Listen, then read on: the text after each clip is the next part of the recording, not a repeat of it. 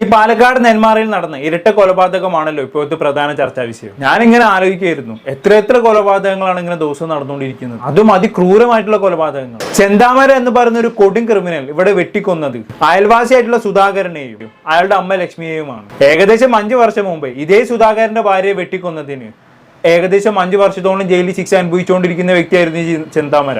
ആ കേസിൽ ജാമ്യത്തിൽ ഇറങ്ങിയിട്ടാണ് ഇപ്പൊ ഇയാൾ കൊടും ക്രൂരത ചെയ്തിരിക്കുന്നത്. ഒരു കുടുംബത്തിലെ 3 പേരാണ് ഇയാൾ ഇല്ലാതാക്കിയത്. ഈ കൊല്ലപ്പെട്ട സുധാകരന്റെ 2 പെൺമക്കളാണുള്ളത്. ഒരാളുടെ വിവാഹം കഴിഞ്ഞു.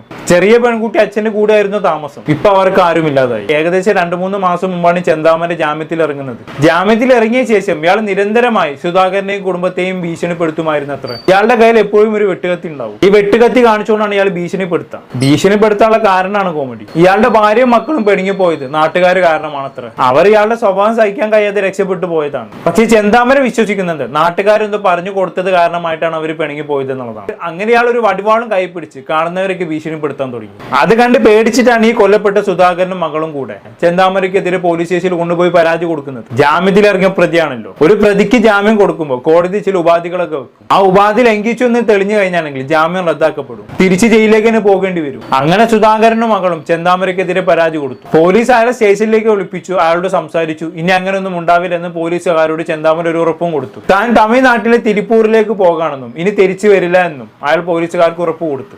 അത് വിശ്വസിച്ച് പോലീസ് എന്താക്കി, ഇയാൾ വെറുതെ വിട്ടു. പക്ഷെ ചെന്താമര നല്ല 1-ാം ക്രിമിനൽ ആണല്ലോ. ഇയാളുടെ മനസ്സ് മുഴുവനും പകയാണല്ലോ. ഇയാൾ തിരിച്ച് വീട്ടിലേക്ക് തന്നെ വന്നു. സുധാകരന്റെ മക്കളും അപ്പോഴേക്കും ഇയാളെ പേടിച്ച് വേറെ വീട്ടിലേക്ക് മാറിയിട്ടുണ്ടായിരുന്നു. പക്ഷെ കൊലപാതകം നടന്ന ദിവസം സുധാകരൻ എന്തോ ഒരു ആവശ്യത്തിന് വേണ്ടി സ്വന്തം വീട്ടിലേക്ക് വന്നു. മകളെയും കൂടെ വരാൻ വിളിച്ചതായിരുന്നു. പക്ഷെ പേടി കാരണം അവള് പോയില്ല. പോയിരുന്നെങ്കിൽ ഇന്നും അവള് ജീവനോട് ഉണ്ടാകുമായിരുന്നില്ല. എന്തായാലും നമുക്ക് കുട്ടിയുടെ പ്രതികരണം ഒന്ന് കേട്ടോക്കാം.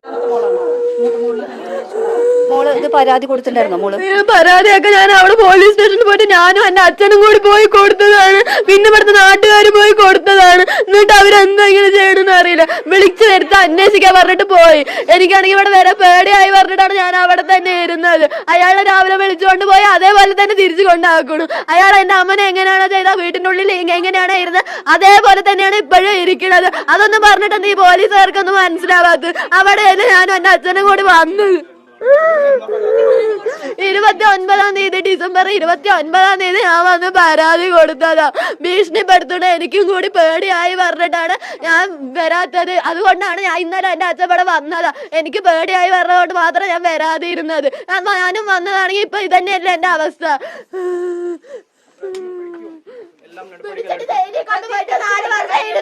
അതാണ് നടക്കണത്. എന്റെ അമ്മയ്ക്ക് അതല്ലേ അവസ്ഥ ഉണ്ടായത്. ഇപ്പൊ എന്റെ അച്ഛൻ അതന്നെയല്ലേ ഉണ്ടായത്. നിങ്ങളുടെ എന്തെങ്കിലും കുടുംബത്തിലാണെങ്കിലോ ഇങ്ങനെ എന്തെങ്കിലും ഉണ്ടാവോ? അയാളെ തൂക്കിക്കൊല്ല, അത് ചെയ്യും ഇത് ചെയ്യും. ഇവിടെയാണെങ്കിലും അയാൾക്ക് 4 കൊല്ലം നന്നായി ഭക്ഷണം കൊടുത്തിട്ട് വിട്ടയച്ചിരിക്കണം. ഞങ്ങളുടെ കണ്ണീരിന് വിലയില്ല. വല്ലാത്തൊരവസ്ഥ തന്നെയല്ലേ, കണ്ടിരിക്കാൻ കഴിയുന്നില്ല. ആദ്യം അമ്മയെ നഷ്ടപ്പെട്ടു, ഇപ്പോൾ ഇത് അച്ഛനെയും മുത്തശ്ശിയെയും നഷ്ടമായി. എല്ലാറ്റിനെയും പിറകിൽ ചെന്താമര എന്ന് പറയുന്ന കൊടും ക്രിമിനൽ. ഇനി ഞാനും കൂടെ അല്ലേ ഉള്ളൂ, എന്നെയും കൂടെ വന്ന് കൊല്ലാൻ പറ എന്നാണ് ഈ പെൺകുട്ടി പറയുന്നത്. നിങ്ങളൊന്ന് ആലോചിച്ച് നോക്കി. ഇയാള് ഭീഷണിപ്പെടുത്തുന്നുണ്ടെന്ന് പറഞ്ഞു 1 മാസം മുന്നേ പോലീസ് സ്റ്റേഷനിൽ കൊണ്ടുപോയി പരാതി കൊടുത്തതാണ്. അന്ന് തന്നെ പോലീസ് വേണ്ട നടപടികൾ സ്വീകരിച്ചിട്ടുണ്ടായിരുന്നെങ്കിൽ ഇന്നിങ്ങനെ സംഭവിക്കുമായിരുന്നു. ജാമ്യത്തിൽ ഇറങ്ങിയ പ്രതി ഇരയുടെ കുടുംബം താമസിക്കുന്ന സ്ഥലത്തേക്ക് പോകാൻ പാടില്ല എന്ന് നിയമമുണ്ട്. ചെന്താമര അങ്ങോട്ട് പോവുക മാത്രമല്ല അവരെ ഭീഷണിപ്പെടുത്തുകയും ചെയ്തിട്ടുണ്ട്. അയാളുടെ ജാമ്യം റദ്ദാക്കാൻ വേറൊരു കാരണവും വേണ്ടിയിരുന്നില്ല. പക്ഷെ പോലീസ് അയാളോട് സംസാരിച്ച് ഒത്തുതീർപ്പാക്കി വിട്ടു. ആ കൊടും കുറ്റവാളിയുടെ വാക്ക് വിശ്വസിച്ചു. ആ പെൺകുട്ടി ചോദിച്ചത് കേട്ടില്ലേ, നിങ്ങളുടെ വീട്ടിലൊക്കെ ആണെങ്കിലും ഇത് സംഭവിച്ചത് എന്നാണ് പോലീസുകാരോട് ചോദിച്ചത്. ഞങ്ങൾ പാവങ്ങളായതുകൊണ്ടല്ലേ, ഏതെങ്കിലും VIP-നെയൊക്കെയാണ് അയാൾ ഭീഷണിപ്പെടുത്തിയിരുന്നെങ്കിൽ അയാളിന്ന് ജയിലിലാകുമായിരുന്നില്ല എന്നൊക്കെയാണ് അവൾ കരഞ്ഞുകൊണ്ട് ചോദിക്കുന്നത്. ശരിയല്ലേ പെൺകുട്ടി ചോദിച്ചത്? ലേശം പിടിപാടുള്ള ഒരാളെയാണ് ഈ ചെന്താമനെ ഭീഷണിപ്പെടുത്തിയതെങ്കിൽ സ്പോട്ടിൽ അയാളെ പോലീസ് അകത്താക്കിയിട്ടുണ്ടാകും, നല്ല ഇടിയും കൊടുത്തിട്ടുണ്ടാകും. ഇതിപ്പോ ഏതോ പാവം പിടിച്ച അച്ഛനും മകളും, ആരും ചോദിക്കാനും പറയാനും വരില്ലല്ലോ. കുറച്ച് ദിവസങ്ങൾക്ക് മുമ്പ് നമ്മളൊരു കൂട്ടക്കൊലപാതകത്തെ കുറിച്ച് ഡിസ്കസ് ചെയ്ത് എല്ലാവരും ഓർക്കുന്നുണ്ടാകും. എറണാകുളത്ത് ചേന്ദമംഗലത്ത് അയൽപ്പക്കത്ത് കയറി ഒരു യുവാവ് വീട്ടിലുള്ള 3 പേരെ വെട്ടിക്കൊന്ന സംഭവം. അന്ന് ഇതുപോലെ അവിടുത്തെ നാട്ടുകാർ പറഞ്ഞൊരു കാര്യമുണ്ട്. ഈ കൊലപാതകം ചെയ്തവനെതിരെ മുമ്പ് ഒരുപാട് തവണ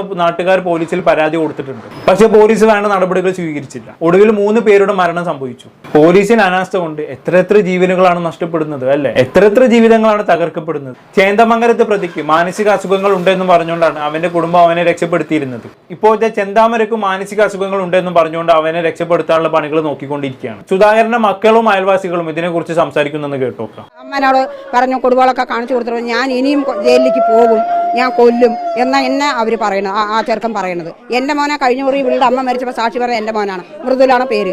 19 എന്നിട്ട് കോടതി വെച്ച് എൻ്റെ മോനെ കൈ ചൂണ്ടിയവൻ. അവൻ പറഞ്ഞു നിന്നെ ഇനി അടുത്തത് നിന്നെയാണ്. ഞാൻ എന്നിട്ട് അവനെ കഴിഞ്ഞ ആഴ്ച ഞാൻ കണ്ടു. നീ എൻ്റെ മകനെ കൊല്ലണം എന്ന് എനിക്ക് ആഗ്രഹമുണ്ടോ? നിന്റെ കഴുത്ത് എൻ്റെ കയ്യിലായിരിക്കും. അയാൾക്ക് ഭ്രാന്ത് പറഞ്ഞിട്ട് എല്ലാവരും സർക്കാർ സംരക്ഷിക്കുകയും ചെയ്യും ചിലപ്പോൾ.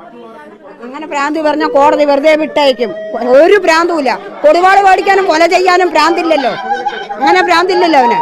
കൊടുവാള് മേടിച്ച് ഇവിടെ കൊണ്ടുവന്ന പദ്ധതി ഒരുക്കിയിട്ടല്ല കൊന്നത്. അപ്പൊ അവന് അതെ ചേച്ചി പറഞ്ഞതിനാണ് അതിന്റെ ശരി. കത്തിയെടുത്ത് ഭീഷണിപ്പെടുത്താനും പതിയിരുന്ന് വെട്ടാനും അത് കഴിഞ്ഞ് ഓടിപ്പോകാനുമുള്ള ബുദ്ധിയൊക്കെ ചെന്താമരക്ക് ഉണ്ടല്ലോ. നല്ല ഒന്നാന്തരം ക്രിമിനലാണ് അയാൾ. എന്നിട്ട് ഇപ്പൊ മാനസിക രോഗിയാക്കാനുള്ള പരിപാടിയാണ്. ഇതിപ്പോ ഒരു ട്രെൻഡായി മാറിക്കൊണ്ടിരിക്കുകയാണ്. നല്ല സുഖമാണല്ലോ, ആർക്ക് എന്ത് തോന്നിയാസം ചെയ്യാം.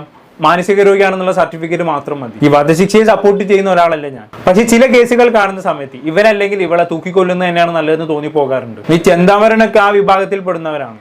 അല്ലെങ്കിൽ നിങ്ങൾ നോക്കിക്കോളൂ, ഇയാൾ പുറത്തിറങ്ങി കഴിഞ്ഞാൽ ഇനിയും കൊലപാതകങ്ങൾ ചെയ്തുകൊണ്ടേയിരിക്കും. ഇങ്ങനെ ബാക്കിയുള്ളവരുടെ ജീവന് ഭീഷണിയാണെന്ന് തോന്നുന്ന വ്യക്തികളൊക്കെ ഒന്നുകിൽ കാലാകാലം ജയിലിൽ പൂട്ടിയിടണം. ജാമ്യം തേങ്ങ വാങ്ങുന്നെന്നും പറഞ്ഞ് പുറത്ത് വിടരുത്. ഇവിടെ ബാക്കിയുള്ള മനുഷ്യന്മാർക്ക് ജീവിക്കണ്ടേ. എന്തായാലും ചെന്താമരനെ ഇപ്പോഴും പോലീസുകാർക്ക് പിടികൂടാനായിട്ടില്ല. കഴിഞ്ഞ തവണ സുധാകരന്റെ ഭാര്യയെ കൊലപ്പെടുത്തിയതിനു ശേഷം അവിടെ അടുത്തുള്ള പൊന്തക്കാട്ടിൽ വെച്ചാണ് പോലീസുകാർ ഇയാളെ പിടികൂടുന്നത്. ഇയാൾ കാട്ടിലേക്ക് കയറി പോകുന്നത് കണ്ട ദൃക്സാക്ഷികളുണ്ട്. അവിടെയുള്ള നാട്ടുകാരെല്ലാരും കൂടെ വടിയും കുന്തവും എടുത്ത് ചെന്താമരനെ ഇപ്പൊ കാട്ടിൽ തെരഞ്ഞുകൊണ്ടിരിക്കുകയാണ്. ഇനി തിരിച്ചൽ നടത്തുന്ന നാട്ടുകാർക്ക് എന്താണ് പറയാൻ കൂടെ കേട്ടോക്കാം. നിങ്ങൾ ഇങ്ങനെ ഒരു സെർച്ച് നടത്താനുള്ള ഒരു കാരണം? ഞങ്ങളൊരു സൗണ്ട് കേട്ടെന്ന് വന്നാണെന്നപ്പോൾ ഒരാളിനോട് കണ്ടിട്ടുണ്ടായിരുന്നു. ഒരു കൂടെ ഒരു പയ്യനവനെ കണ്ടിട്ടുണ്ടായിരുന്നു. അതുകൊണ്ട് ഞങ്ങൾ തെരഞ്ഞു വന്നത്. എവിടെ കണ്ടെന്നാണ് പറഞ്ഞത്? പണി കഴിയാത്തൊരു വീടുണ്ട്, ധനേഷ് എന്ന പയ്യൻ ആൾ കണ്ടിട്ടുണ്ടായിരുന്നു. അപ്പം അത് വിളിച്ചപ്പോൾ ഞങ്ങൾ എല്ലാവരും വന്നതാണ് തരാനായിട്ട്. അപ്പം ഇപ്പം കണ്ടു എന്നുള്ളത് ആ പയ്യൻ പറഞ്ഞു. കഴിഞ്ഞ പ്രാവശ്യം ഇതേപോലെ തന്നെയായിരുന്നു. കഴിഞ്ഞ പ്രാവശ്യം ഇതേപോലെ ഇതേ ഒരു സിറ്റുവേഷൻ തന്നെയാണ്. ഇതേ സ്ഥലത്ത് വെച്ചിട്ടാണ്, ഇതേ സമയത്ത് തന്നെയാണ്, ഈക്വലായിട്ട് ഇതേ സമയത്ത് തന്നെയാണ് നടന്നിട്ടുണ്ടായിരുന്നത്. അവൻ ഇതേപോലെ, അതായത് ഈ ഫസ്റ്റ് മർഡർ നടത്തിയ സമയത്ത് ഇതേ സമയത്താണ് ഭക്ഷണം കഴിക്കാൻ വേണ്ടി ഇവരുടെ വീട്ടിൽ വന്നിട്ടുണ്ടായിരുന്നു. ഇവിടുന്ന് അറസ്റ്റ് ചെയ്തിട്ട് ഇതേ സമയത്ത് കൊണ്ടുവന്നത്. സെയിം സിറ്റുവേഷനാണ്. ആളെ കണ്ടു എന്ന് പറഞ്ഞത് ചിലപ്പോൾ അത് കറക്റ്റാണ്, 100% സത്യമാണ് ചാൻസ് ഉള്ളൂ. ഇവിടെ തന്നെ നോക്കിക്കൊണ്ടിരിക്കണം, തെരഞ്ഞുകൊണ്ടിരിക്കണം. ഇവിടെ അപ്പോൾ നിങ്ങൾ തെരച്ചിൽ എന്തായാലും ഇങ്ങനെ തുടർന്നുകൊണ്ടിരിക്കും. കാരണം അവനെ കിട്ടുന്നവരെ, കാരണം അവൻ ഒരു ക്രിമിനലാണ്, കംപ്ലീറ്റ് അവൻ ക്രിമിനലാണ്. അപ്പൊ അവനെ എന്തായാലും ശരി. അതാണ് എല്ലാ പാവപ്പെട്ട കിട്ടിയ കൈകൾ തല്ലി ഓടിച്ചിട്ടേ പോലീസിന് കൊടുക്കുള്ളൂ. നാട്ടുകാരുടെ കൈ കിട്ടിയ മിക്കവാറും ചെന്നമാന്റെ കാര്യം തീരുമാനമാണെന്നാണ് തോന്നുന്നത്. എല്ലാവരുടെയും കാര്യം വടിയും കുന്തൊക്കെ ഉണ്ട്. നല്ല അടി കിട്ടും എന്നുള്ള കാര്യത്തിൽ യാതൊരു സംശയമില്ല. എന്തായാലും ഒരു കാര്യം കൂടി പറഞ്ഞിട്ട് അവസാനിപ്പിക്കുകയാണ്. ഈ ചെന്താമനെ കുറിച്ചുള്ള വിവരങ്ങൾ ഇങ്ങനെ തപ്പിയ സമയത്ത് ഇയാൾ പണ്ട് സുധാകരന്റെ ഭാര്യയെ കൊലപ്പെടുത്തിയ സമയത്ത് മനോരമ ന്യൂസിൽ വന്നൊരു ക്ലിപ്പ് കാണാനിടയായി. അത് കണ്ടപ്പോൾ സത്യം പറഞ്ഞാൽ ഞെട്ടിപ്പോയി. 5 വർഷം മുമ്പുള്ള ന്യൂസാണത്. എല്ലാവരും ഒന്ന് കാണണം. നെന്മാറ പോത്തുണ്ടിയിൽ വീട്ടമ്മയുടെ കൊലപാതകത്തിന് കാരണമായത് പ്രതിയുടെ അന്ധവിശ്വാസവും വ്യക്തിവൈരാഗ്യവും. ബോയൻ കോളനിയിൽ സജിത കൊല്ലപ്പെട്ട കേസിൽ പ്രതിയായ ചെന്താമരാക്ഷനെ സ്ഥലത്തെത്തിച്ച് തെളിവെടുത്തു.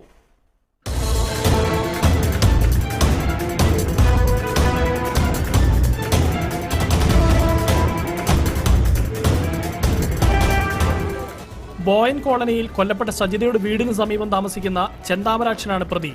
പോലീസ് ഏറെ പാടുപെട്ടാണ് ചെന്താമരാക്ഷനെ സ്ഥലത്തെത്തിച്ച് തെളിവെടുപ്പ് പൂർത്തിയാക്കിയത്. കൊലപാതകത്തിന് നടുക്കം വിട്ടുമാറാതെ അത്രമാത്രം നാടൊന്നാകെ രോഷത്തിലായിരുന്നു.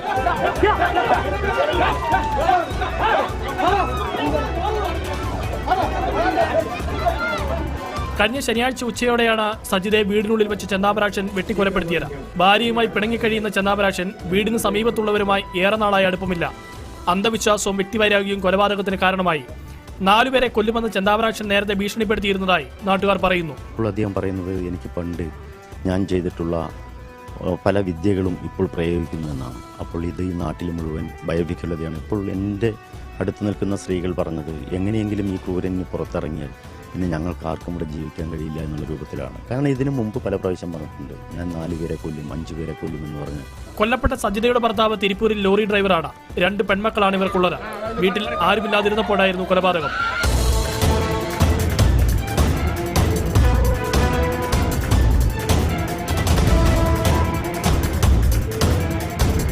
മനോരമ ന്യൂസ്, നെന്മാറ. എന്തായാലേ 4 പേരെ കൊല്ലുമെന്ന് ചെന്താമരം പറഞ്ഞിരുന്നു പോലും. ഇപ്പൊ 3ആയി. ഇനി ഇയാൾ പുറത്തിറങ്ങി കഴിഞ്ഞാണെങ്കിൽ ഒരു കൊലപാതകം കൂടി ചെയ്യും, ഉറപ്പാണ്. ഇയാൾക്ക് മാനസിക രോഗത്തിന് പ്രശ്നമില്ല, എന്തോ അന്ധവിശ്വാസത്തിനെ കുറിച്ച് ചെയ്യുന്നതാണെന്ന് വേണം മനസ്സിലാക്കാൻ. അന്ധവിശ്വാസങ്ങളും അതിനെ തുടർന്നുള്ള കൊലപാതകങ്ങളൊക്കെ ആണ് ഇപ്പോഴത്തെ ട്രെൻഡ്. 4 പേരെ കൊന്നാൽ നീ ദൈവമാകുമെന്ന് ചെന്താമരനോട് ആരെങ്കിലും പറഞ്ഞു കാണും. അല്ലാണ്ട് ഇപ്പൊ ഞാനെന്താ പറയാ. എന്തായാലും 4 പേരെ കൊല്ലുമെന്ന് പറഞ്ഞ് നടന്ന ഒരു കൊടും കുറ്റവാളിയെ വെറും 4 കൊല്ലം മാത്രം ജയിലിലിട്ട് പുറത്തിറക്കിയ ഇവിടുത്തെ നിയമവ്യവസ്ഥയോട് എന്റെ കൂപ്പുകൈ. ഒന്ന് ശ്രദ്ധിച്ചിരുന്നെങ്കിൽ 2 ജീവനുകൾ രക്ഷിക്കാമായിരുന്നു. ഒരു പെൺകുട്ടി അനാഥയാവില്ലായിരുന്നു. ഇനിയിപ്പോ പറഞ്ഞിട്ട് എന്താ കാര്യം? ഇതൊക്കെ അവിടെ ആവർത്തിച്ചുകൊണ്ടേയിരിക്കും. കൂടുതലൊന്നും ഞാൻ പറയുന്നില്ല. എന്താണെന്ന് നേരിട്ട് നിങ്ങൾക്ക് തോന്നുന്നത് താഴെ കമന്റ് ബോക്സിൽ രേഖപ്പെടുത്തുമല്ലോ. പുറത്തൊരു ടോപ്പിക്കുമായി വീണ്ടും കാണാം.